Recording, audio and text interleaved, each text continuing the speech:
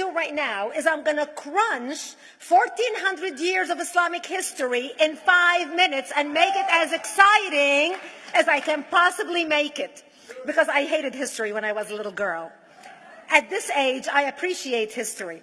And now I understand why they say those who don't learn from history are doomed to repeat it.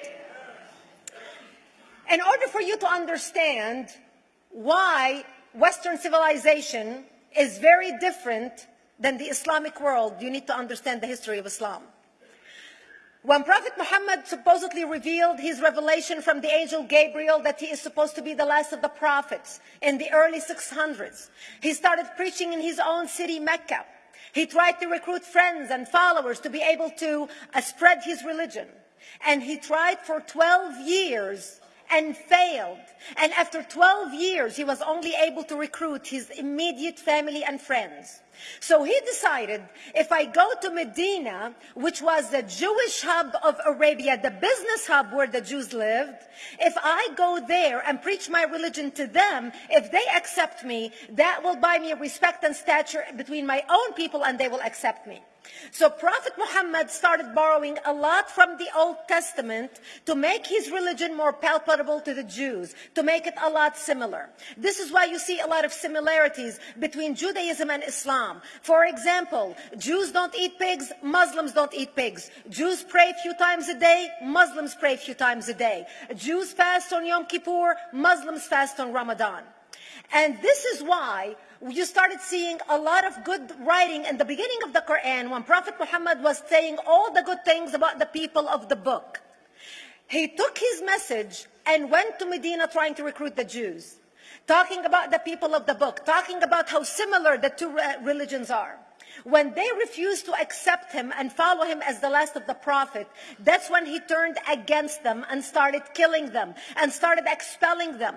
That's when Islam went from a spiritual movement for the first 12 years of Islam into a political movement cloaked in religion after the year of the Hijrah, after Muhammad went to Medina and the Jews did not accept him. He became a military warrior and declared war on them and started expelling them. Jews and Christians became dhimmi, or second-class citizens. They were only allowed to stay alive and not be killed only by paying the jizya, or the protection tax. So they had a choice: convert to Islam, or if you want to stay alive, you have to pay the jizya or protection tax, living as dhimmi in the Islamic nation. Christians and Jews could not ring church bells. Jews could not blow the shofar. Christians could not ring church bells. They could not pray publicly. Christians and Jews could not gather together and build new churches or new temples. And the way they paid the jizya, or the protection tax, was in a monthly ceremony where they would get together downtown and the Jew would kneel on his knee and hand his goods to the mullah, who would take the goods as the price for buying the protection. And in many areas, Jews and Christians were given necklaces to wear as a receipt that they paid their jizya, or their protection tax. Jews considered najis under Islam. Najis is bodily fluid. Najis is garbage. Najis is dogs. Najis is dirty. So Christians and Jews were treated as second-class citizens. Islam continued to grow. As Islam grew, more people became dhimmi, or second-class citizens. Jews and Christians were given identifiable clothing. The yellow star, which was given to the Jews, that most people think is a German invention. It was actually an Islamic invention in the 9th century in Iraq by the second Khalif al-Mutawakkil of Iraq, who invented the yellow star for the Jews to be identified as they walked down the street. Because Jews were considered najis, if a Muslim man or a Jew walked on the same side of the street, the Jew had to cross the other side so the Muslim man can walk, so he's not dirtied by the filth of the Jew. Christians were given the zunnar, the belt, which most of you men are wearing right now. That was an Islamic invention for the Christians. Islam continued to grow. They went all the way to Jerusalem. They conquered Jerusalem. Christians couldn't ring their church bells in Jerusalem. The Pope in Rome in 1090 told the Christians, how could you sit idly by and allow your brethren to be suffer like this in the Holy Land? You need to go liberate the Christians. You need to go help the Christians. That's why the Crusaders were launched. The Crusaders were not launched because they just felt like waking up in the morning and going and converting a bunch of Muslims or beheading them. The Crusaders were launched to liberate Jerusalem. And they were able to liberate Jerusalem for less than 100 years before Salah ad-Din al-Ayyubi, Saladin, took it back, and Jerusalem remained under Islamic control until 1967, when the State of Israel liberated Jerusalem, where Christians, Jews, and Muslims could pray under the same sky.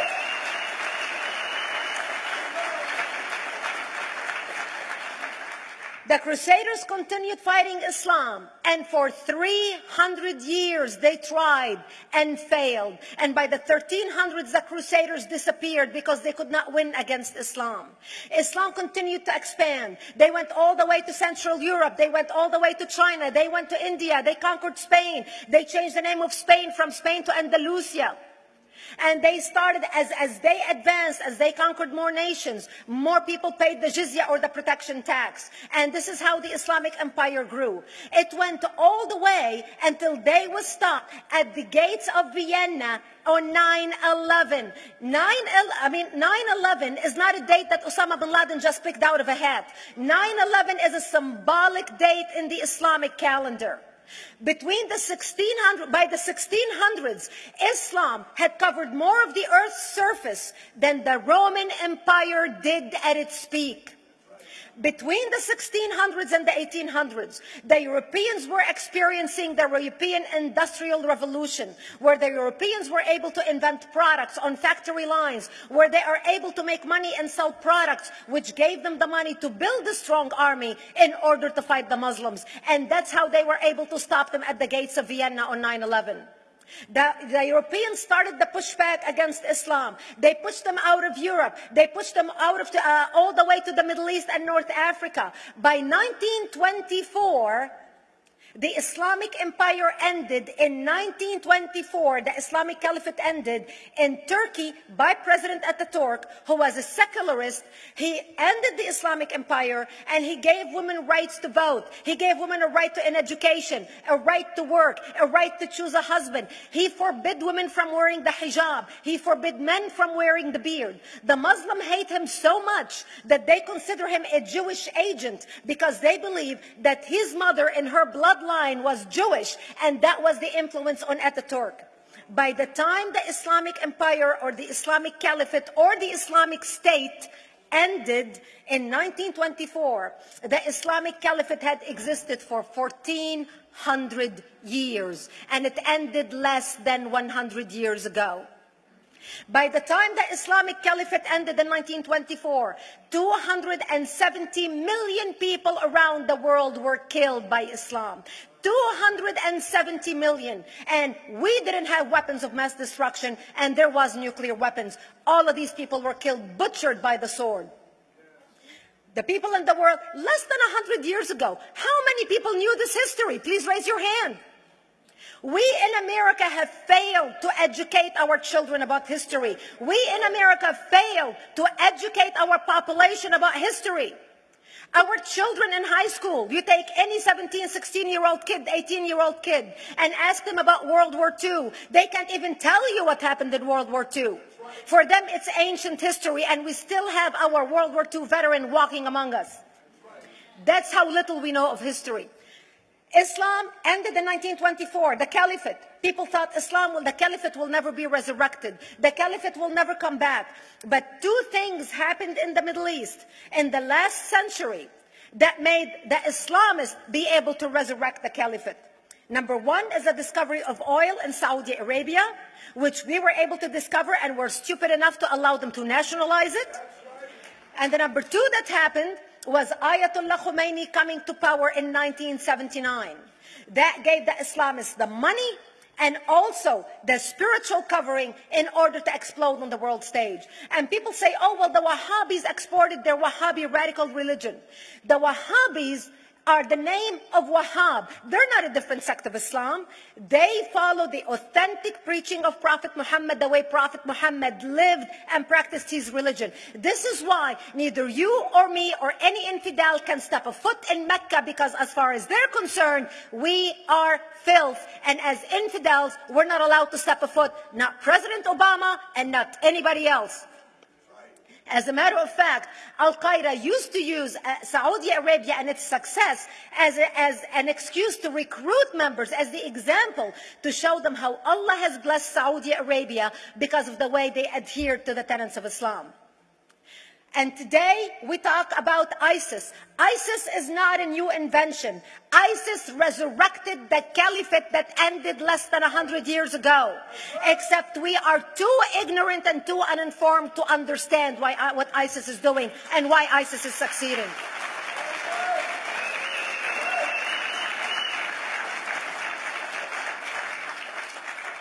Two things you need to understand about Islam and the principles of war in Islam. One is the law of taqiyya, which means lying and deception.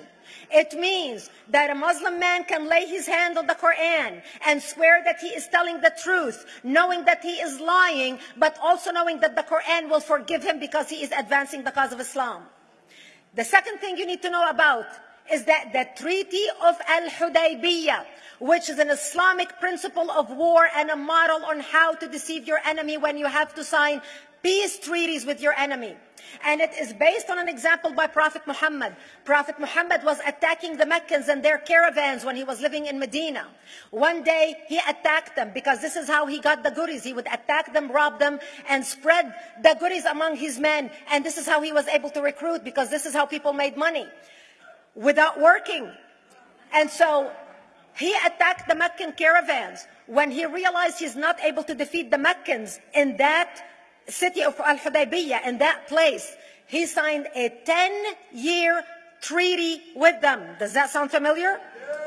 A 10-year treaty with them that says he will not attack them, he will have peace with them, he will not declare war on them. Muhammad used the treaty for 2 years to build his military, strengthen his army, and when he realized he was strong enough to attack his enemies when they least expected it, because they thought they had a peace treaty with Muhammad, he broke the treaty, attacked them 2 years later, and Mecca fell within 24 hours because they were not expecting the attack. And that became a principle of war in Islam. And to give you an example of how that is practiced, this is why anything signed with Iran means nothing to them. And to give you an example of how this law has been put to use in recent history, Yasser Arafat, who's not an Islamist, but he is a Muslim, met with the Israelis and signed the Oslo Accord in 1993. Remember all the handshaking at the lawn of the White House? The Oslo Accord, Yasser Arafat used the peace treaty, the Oslo Accord with Israel, to get Israel to bring him back and give him his territory, finance his military, train his police, and give his police the weapons. Yasser Arafat broke the Oslo Accord 8 years later, didn't even wait 10 years, and declared the second intifada in 2000, and all hell broke loose. He used the same treaty to win and deceive against his enemies and deceive his enemies. When Jordanian press, after Yasser Arafat signed the Oslo Accord with Israel, and Egyptian press would interview Yasser Arafat, and they would say, how could you sign a peace treaty with the devil? How could you sign a peace treaty with the Jews? Yasser Arafat will tell them, remember Hudaybiyah. That's all he would have to say. The whole Muslim world knew exactly what Yasser Arafat was talking about. We in the West and the Jews in Israel, it was over their heads. Nobody understood what Hudaybiyah was referring to. And this is the type of deception that we are dealing with. So when Iran signs a peace treaty with the United States for 10 years, they are using us as useful idiots, as gullible, ignorant people who are signing a peace treaty with the devil in order for Iran to continue her thing. In this deadly game of thrones, there's no place for America or for Israel. We don't have to gamble with our future and with our children's future. Elie Wiesel. And I wish I could promise you, Elie, that the lessons of history have been learned. That is why it is so important to be wise about who we're going to put in the White House next year.